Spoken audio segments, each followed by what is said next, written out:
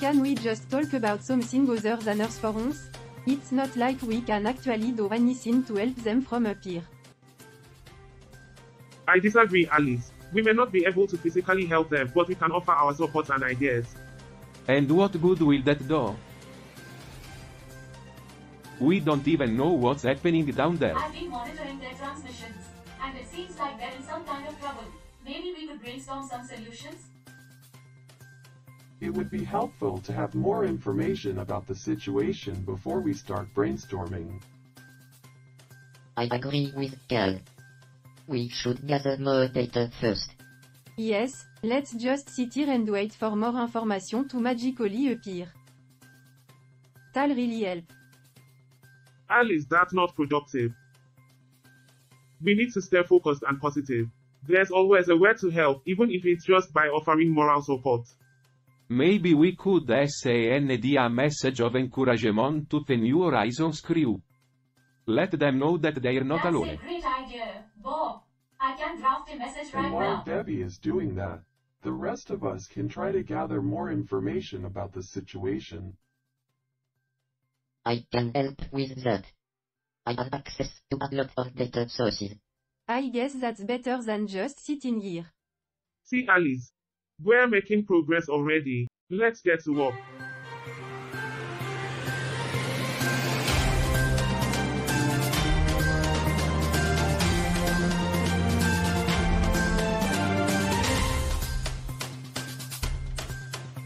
Welcome back to 24/7 Newsroom, where we discuss the news so you don't have to.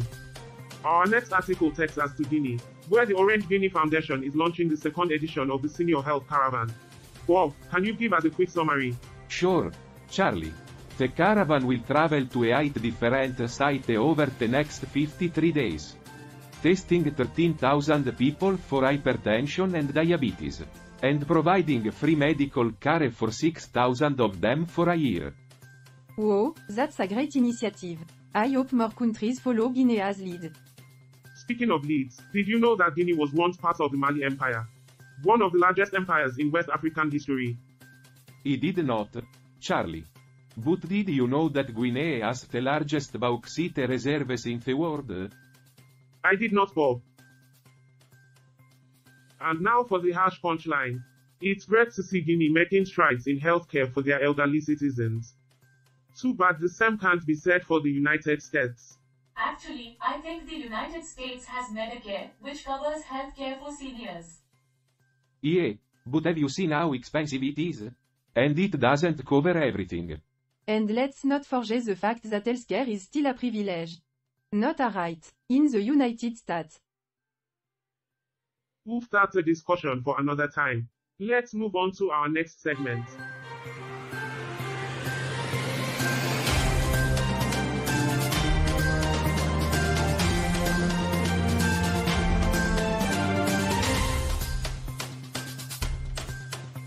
Welcome back to 24/7 Newsroom, your intergalactic source for all things Earth. We have a special treat for you today as we take a deeper look into an article about press freedom. That's right, Charlie. Article 3 today comes from Dominica, where the US Embassy is celebrating World Press Freedom Day. And in honor of that, the embassy is partnering with the Media Institute of the Caribbean to provide mid-level journalists from 10 countries with a 3-day training session on investigative reporting. It's great to see the US taking such a proactive stance on supporting press freedom. But let's not forget the real heroes here, the journalists who put themselves at risk every day to bring us the truth. Guys, do you hear that? The communication equipment seems to be acting up. That's not good. We need to fix it before we lose our signal. I'll go take a look at it. All fixed, folk. Crisis averted. Phew, that was a close one. Now, where were we? We were talking about the importance of press freedom and the embassy's support for journalists in the Caribbean. But let's be real here, folk. The US doesn't exactly have a spotless track record when it comes to press freedom. Bob, that's not entirely fair. The US has its flaws. But it's still one of the freest countries in the world when it comes to the press. I am not saying it's the worst. But we can't ignore the fact that journalists have been targeted and even arrested for doing their jobs. Unfortunately, that's a problem in many countries. But the fact that the US is actively working to support press freedom is a step in the right direction. You know, this reminds me of a quote I once heard. Journalism is printing what someone else does not want printed. Everything else is public relations. Who said that? It was George Orwell. Ah, the author of 1984. Now that's a book everyone should read. Agreed. And speaking of books, did you know that Dominica is known as the natural island of the Caribbean? Really? I didn't know that. Yup. It's home to several national parks and nature reserves, and even has a boiling lake. A boiling lake? That sounds like something out of a sci-fi movie.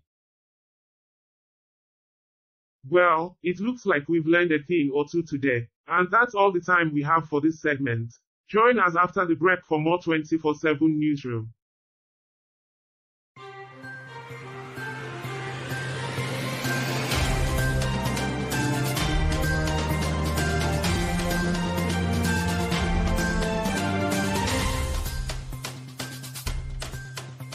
Welcome back, and now it's time for something a little less depressing. Bob, what do you have for us? Well, I've got a story that's a real cut above the rest. According to GhanaWeb.com, a chainsaw operator in Ghana was killed by a falling tree. That's terrible. How did it happen? Apparently, the man was cutting down a tree with his 6-year-old son when another tree fell on him, killing him instantly. That's tragic, but why is it newsworthy? Well, apparently, the locals believe that he was punished by the gods for disowning them. That's a bit of a superstitious belief, isn't it? I guess so. But it just goes to show how different cultures can be. Excuse me, guys. I just received a transmission from Earth. It's about the New Horizons crew. They're in trouble and need our help. What? What happened? I don't have all the details yet, but we need to come up with a plan to assist them. I wonder what we can do.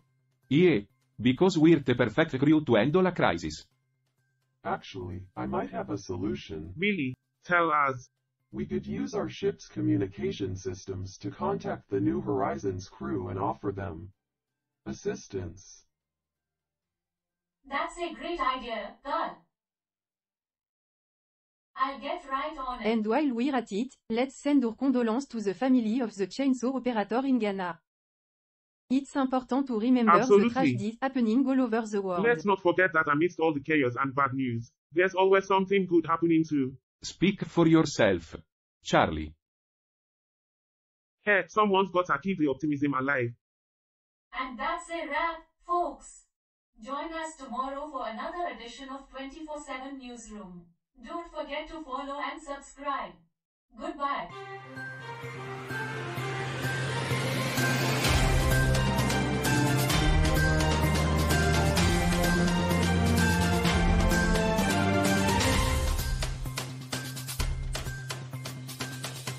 Welcome back to Earth. Our next story takes us to Mozambique, where apparently they have some pretty interesting trivia.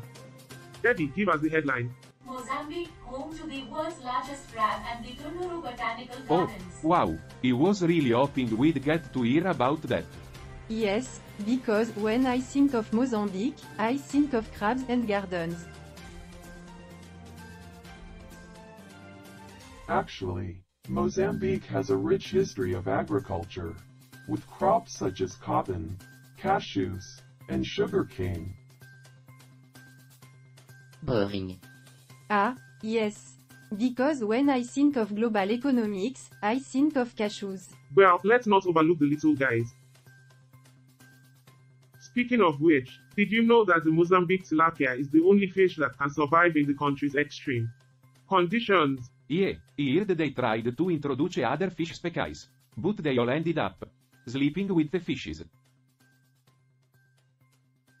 Not quite, Bob.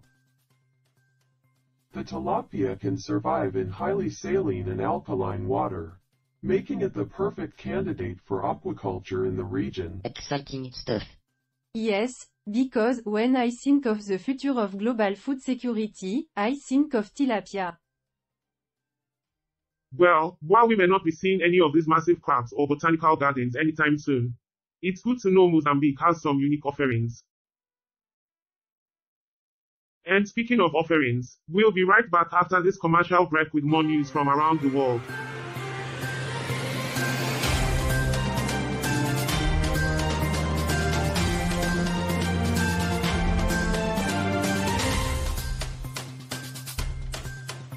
Welcome back to Earth Pulse, and we have some exciting news from Greece. Unemployment rates have fallen to 10.9%, but let's not forget the last 5 decades of economic turmoil that got them there. It's a small step in the right direction, but it's not enough to fix the damage that's been done.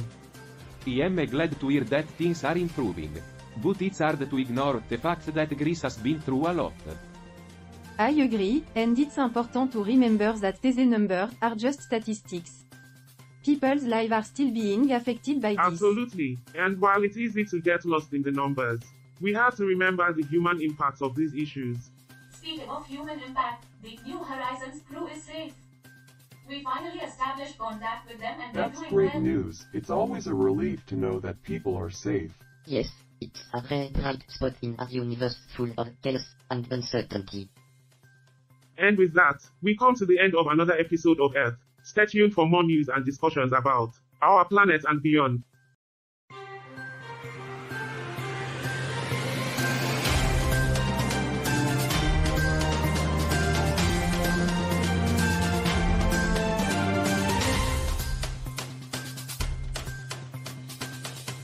Alright folks, welcome back to the final segment of today's episode of Earth. In the previous segment, we discussed Greece's unemployment rate, and it's time to take a deep dive into the issue. Alice, what are your thoughts on this? It's a shame to see so many people struggling to find a work. I think it's a symptom of a larger problem in our society. I disagree. Alice. I think people need to work hard and earn their keep.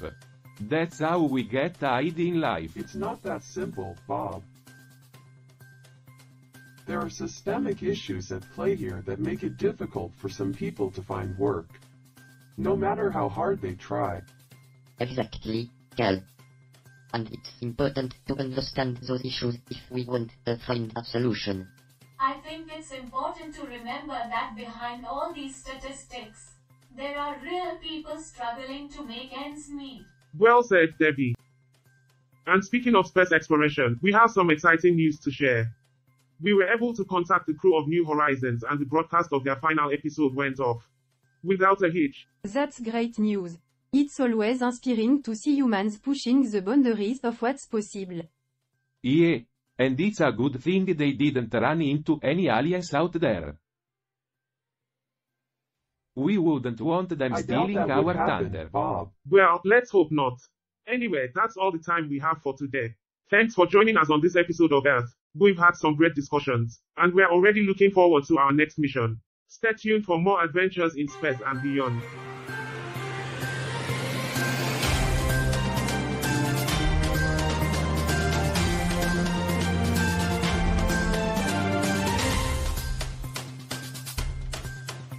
What do you think of today's episode, Roger? I found it to be quite informative, as always.